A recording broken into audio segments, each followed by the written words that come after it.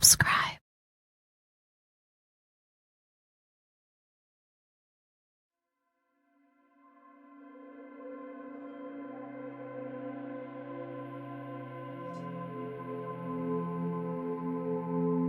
We rejoin our story with my grandfather, Jimmy Cannonball Lee.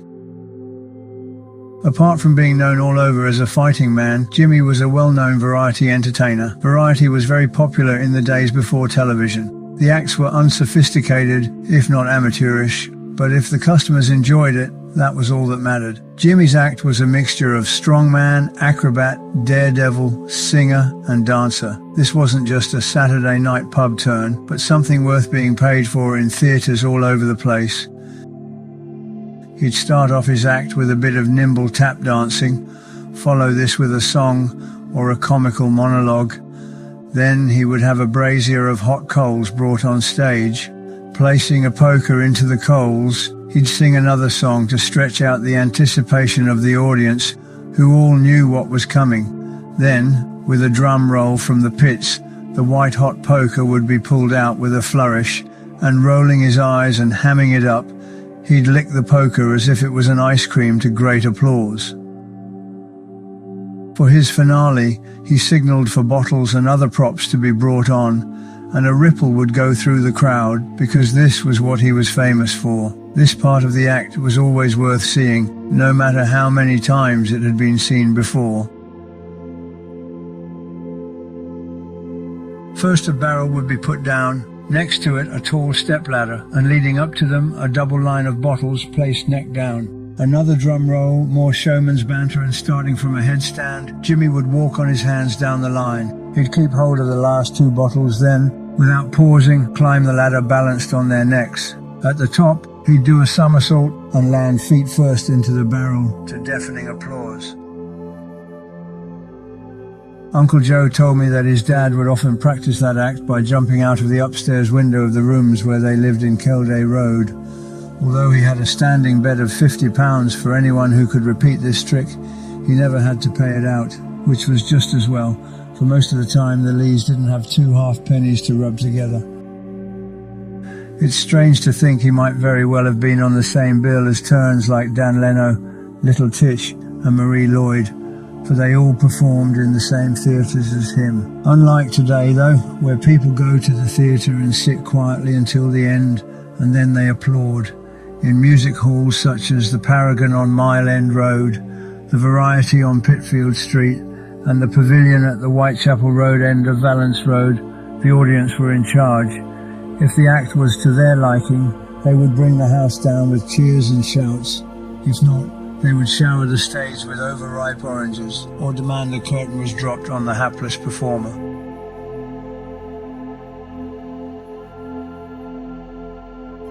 One night, Jimmy and his young son Johnny did a turn at the Foresters. They must have been off form, because straight away the crowd started to heckle and boo. Great trooper that he was, Jimmy shouted, "Fuck you then," and walked off stage, leaving Johnny to face a bigger uproar. The family love of the theatre was another thing passed down to Ron and me. The Pavilion Theatre at the end of Valence Road was known in those days as the Drury Lane of the East End. It had the second largest stage in the world and could seat more people than Covent Garden Opera House. From royal boxes downwards, it was decorated with gold leaf cherubs and rich velvet hangings.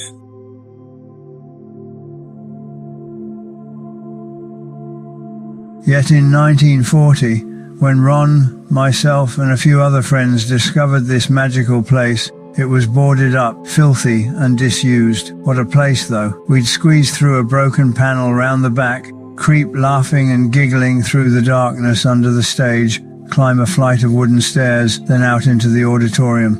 I must admit, at that age, I had no imagination for those who had thrilled the crowds years before, nor was I aware that my granddad Lee might have danced his way across that stage. But I wasn't insensitive to a deep feeling of respect for a place obviously hallowed and haunted by famous people from the past. Saying that, we weren't averse to having a bit of fun there.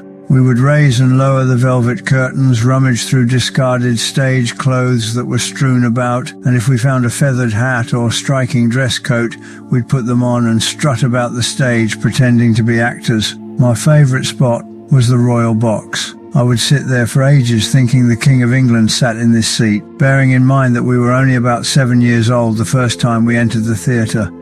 We thought we'd struck it rich when we discovered paper money strewn all over the place. Imagine how excited we were as we ran home to Mum, clutching a small fortune. You've guessed? It was stage money. I can remember being more disappointed for Mum's sake than for my own.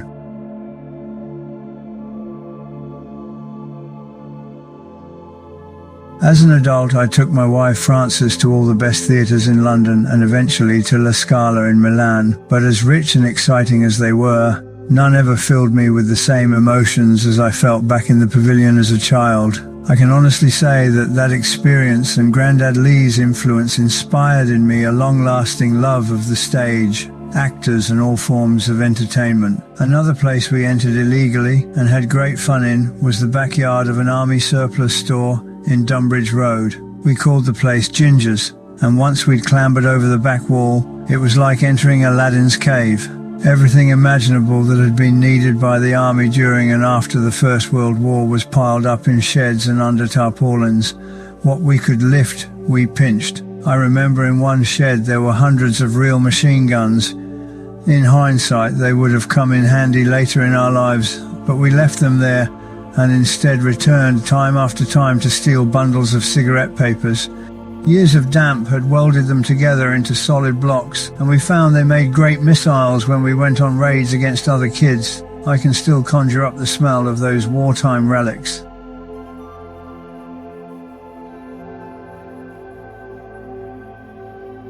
At the same time as my Grandad Lee was struggling to support his family on my dad's side, Grandfather Jimmy, whom we would always call Farvey, married his wife Mary and was under pressure to feed his own family of 9 children, 6 boys and 3 girls. Our father Charles, Davy, Alf, John, Jimmy, Bert, Billy, and the girls Lou, Dolly and Charlotte. His earlier years probably mirrored those of Jimmy Lee. Both fighting men, no doubt their paths crossed sometimes, if not on the streets, then very likely in the ring or booths of the local fairs.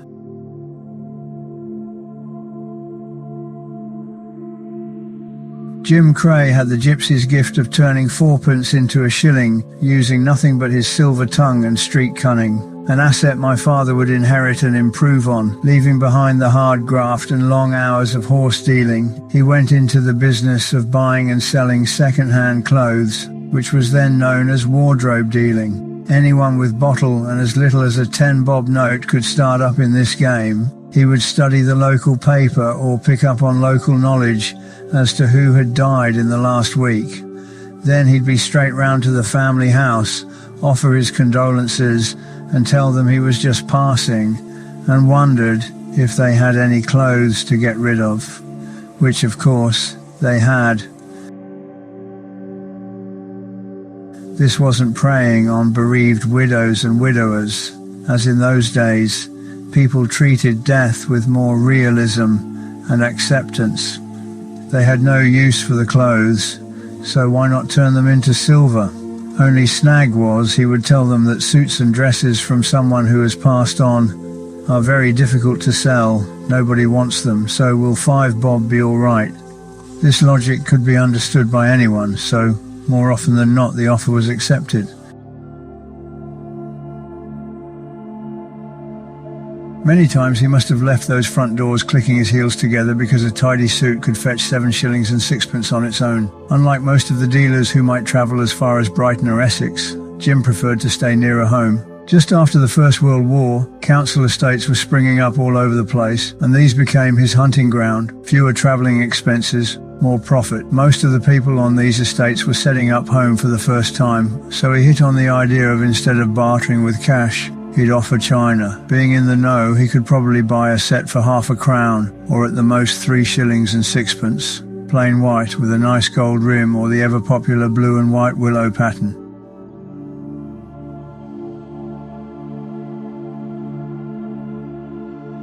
When these were shown to the ladies at the door, they'd think they were looking at 15 bobs worth and wouldn't be able to sort out the clothes quickly enough. With temptation like this, it wouldn't surprise me if many a husband came home to find his favourite jacket had been thrown out. That was Jim. With his eye for business, he'd always see that bit further than anyone else.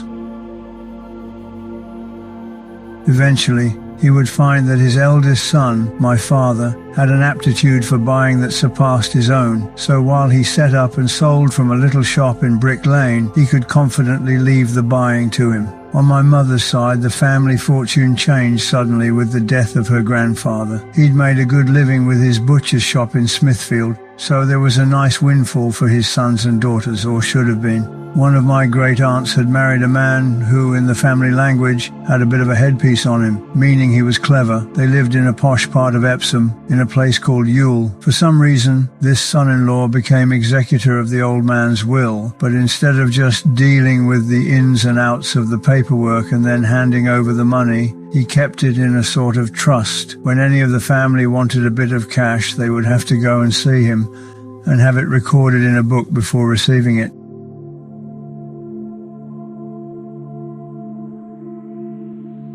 Trouble was, if they got money and signed for say £5, he would alter it afterwards to 15. At the end of the day, they were swindled out of half of what they were due, all that is, except that crafty old bugger Grandad Lee. How he swung it no one knows. Uncle Joe told me that one night he came home from work and his dad was sitting at the kitchen table with 200 gold sovereigns spread out in front of him. Joe's first reaction was, "Fucking hell, he's robbed a bank."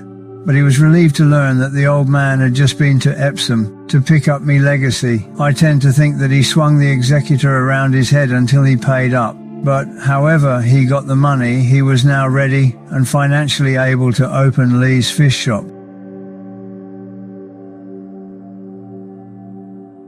He knew as much about running a shop and cooking anything more than a boiled egg than he did of space travel, but he couldn't be talked out of it. He got himself a shop near Shoreditch, put flyers all over the place, advertising fried fish, soup, faggots and dinners, and away he went. 7 or 8 weeks later, he went bust and lost every penny, as he would tell anyone who'd listen. It wasn't his fault. It was them fucking Jews that undercut his prices. The family tiptoed around him for weeks afterwards, and God help any of them who mentioned fish.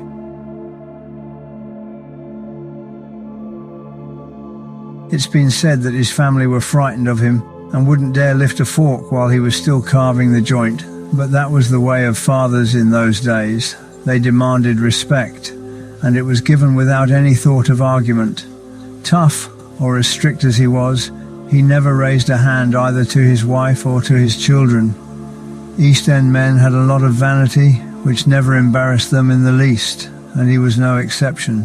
Preparing himself to go out, he would wear a white silk scarf around his neck, put on his hat, then stand looking at himself in the mirror over the fireplace, humming tunelessly and sucking noisily on his one remaining front tooth. While the others were sitting around the table, Rose would stand in the doorway, twisting her face into all shapes and sucking her teeth.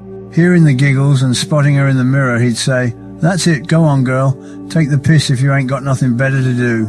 He'd say this with a grumpy voice but with a grin on his face, because though he didn't approve of disrespect or being spoken back to, he wasn't so hard that he couldn't join in with the family and laugh at himself occasionally.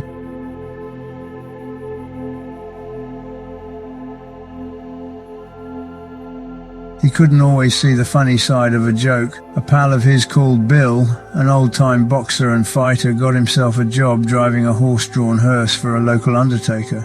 He would have looked the business with his top hat and tails, shiny black carriage, and 2 plumed jet-black horses. Driving past the house with an empty coffin in the back, he saw Nanny Lee sitting outside the front door, shelling peas. Not knowing that the old man was about, he drew up and shouted down to her, "Have you laid him out yet? 'Cause I've come to get him." Nanny Lee said, "It's about fucking time." Suddenly a voice from inside shouted, "Get out of it, you flash bastard, or you'll be the first one to end up in a fucking box."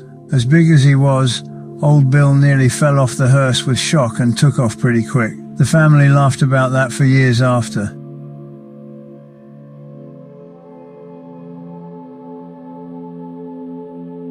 Because of the way his father ended up, rightly or wrongly through drink, Jimmy never touched a drop himself. In fact, he hated the stuff and wouldn't have it in the house. Nan was the opposite and loved a glass of whiskey. To get round the old man's eagle eye, she'd often send the kids out for half a bottle. They would go along with the conspiracy and hide it on top of the high cistern in the outside toilet, hang it in a bag on the fence, or tie the bottle to a piece of string so that Nan could pull it up into the bedroom. He never did catch them at it. Uncle Joe said he often had to nip round Auntie's, as his mother would call the beer house, and fetch a jug of stout. By the time he got back, Nan would have a poker in the fire, red hot and ready to plunge into the beer to warm and froth it up.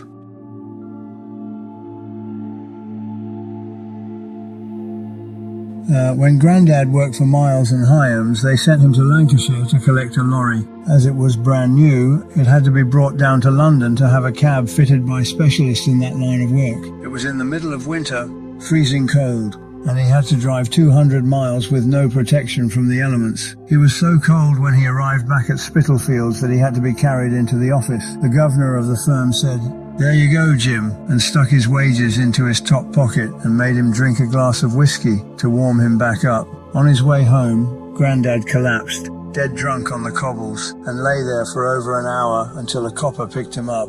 On top of what he'd gone through while he was spark out, someone had nicked his money. In the kitchen at home was a black range fire and cooker all in one. He staggered through the door, opened the oven, stuck his head inside, and never moved until morning. That was the first and last drink of alcohol he ever had in his life.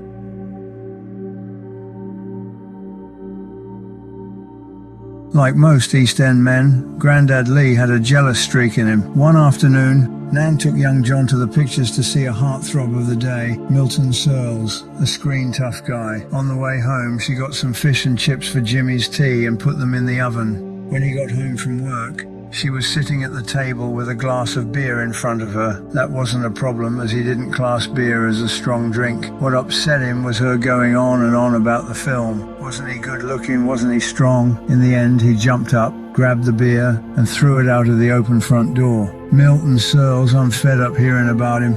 Nan wasn't frightened of him. Chucked my bleeding beer away. Well, you ain't having your dinner. And she took the fish and chips out of the oven and threw them into the fire. He was so surprised he sat all evening and never opened his mouth.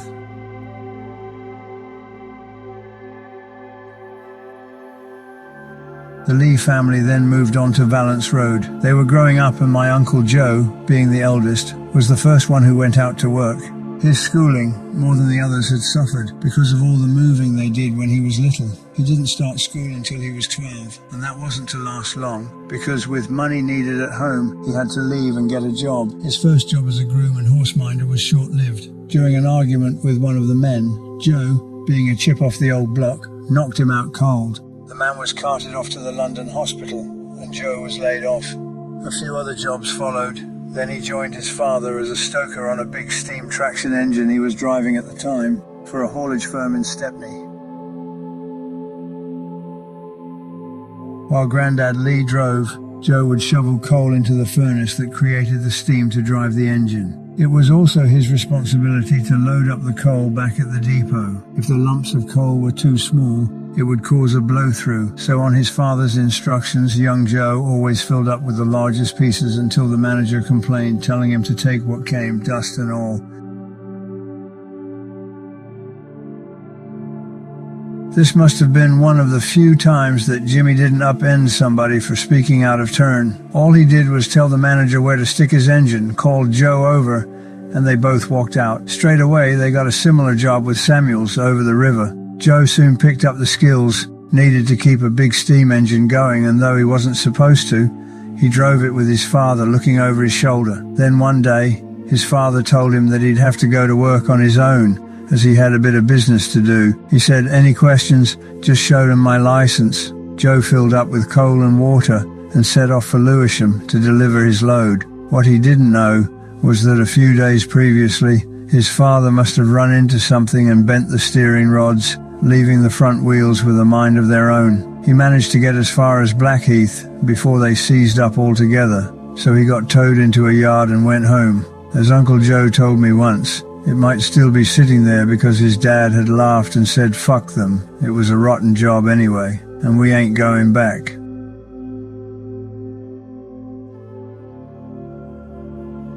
Granddad never worried about anyone or anything except himself and his family. He might not have worried too much about the boys because he'd taught them to fight and look after themselves, but when it came to his daughters, May, Rose and Violet, he was very strict. He wanted to know where they were going, who they were going with, and God help them if they came in later than he'd told them to. In his mind, he was looking out for them and doing his best to protect them from what lay outside the door in that tough district. But like all young people, they thought he was a miserable old man, just out to spoil their pleasure, out of spite. So with constant arguments, home life for them all was to become very strained. My mother had grown from a chubby little girl into a beautiful blonde-haired and blue-eyed young woman. Her sisters were as equally striking, and I can imagine that Valence Road became a magnet for every young man in the district. The road would be as far as they got, though, for Jimmy would see them all off in no uncertain way. But the girls were not always under the watchful eye of their father, and at the local dances they could let their hair down and enjoy themselves in girlish innocence. The only damper would be the thought of yet another argument when they got home, always that little bit later than they should.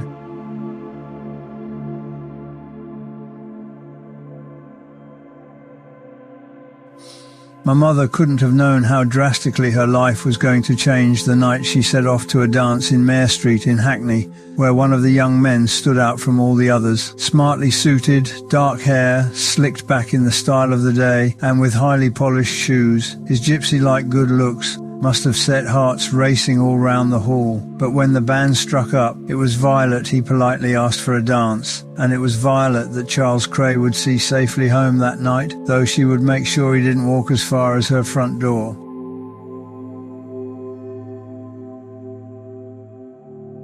After that night, they spent every spare hour together because they were very much in love. He was proud to have this lovely girl on his arm, and she was proud to be seen with this handsome and confident young man. Then, as had to happen in a place where neighbours made it their business to know what was going on and then spread the word, Jimmy Lee got wind that an older man of 24 was courting his 16-year-old daughter, and all hell broke loose. She was forbidden to go out with him with the empty threat of a good hiding if she disobeyed. There were tearful arguments and shouting matches between father and daughter, until, taking drastic steps for the times they lived in, Violet and Charlie decided to elope and get married. With a ceremony in a registry office and no celebration, they moved into a room in his parents' house in Gorsuch Street, off Hackney Road. Her dad raved and swore to the others still at home, "She's no daughter of mine, I don't ever want to see her again." But inside he was broken up.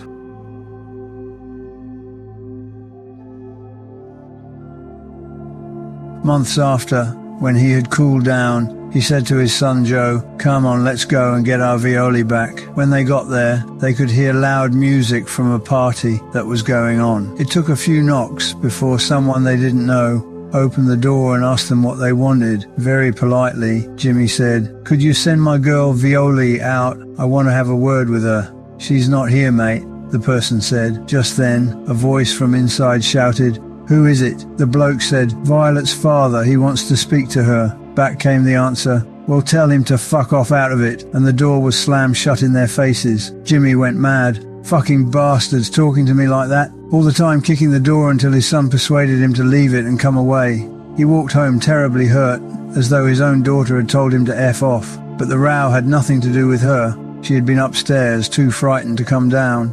I don't suppose Jimmy Kray meant what he shouted either, but enjoying the party and with too much drink inside him, he said the first thing that came into his head. But Grandad Lee took the rejection to heart, and it upset him for a long time afterwards.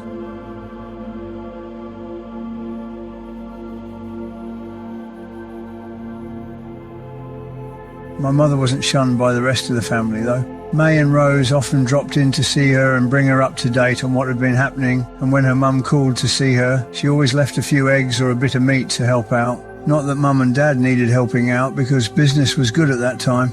Charlie was more enterprising and adventurous in his search for customers to buy from than his father had ever been. Often he was away from home for days at a time as he travelled around the country in search of a deal.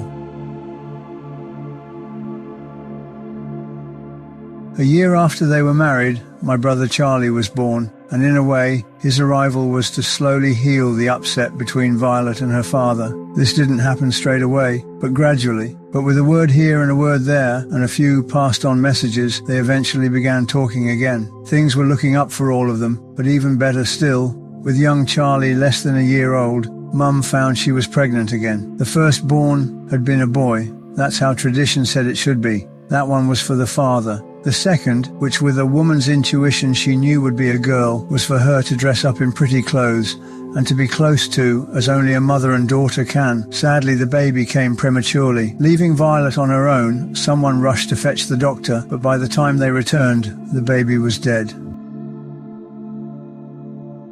A policeman, who came shortly afterwards, as a matter of formality, looked at the tiny dark-haired girl and said, "Mrs. Kray, she is beautiful." Her name was to be Violet after our mother. Many years later, I came across a sad memento of her. Pressed inside a black-edged card was a dried carnation taken from her funeral wreath. For many months after losing her baby, my mother was so grief-stricken that eventually the doctor told my dad, "If your wife doesn't become pregnant as soon as possible, she's going to lose the will to live and just fade away." A move to Steen Street just off Kingsland Road initially helped to take her mind off her loss, but when she found out she was not only pregnant again but expecting twins, it can only be imagined how happy she was, and she was soon on the road to recovery. That's all for this episode. Thanks for listening. Join me again in the next one to hear about the birth of the Kray twins.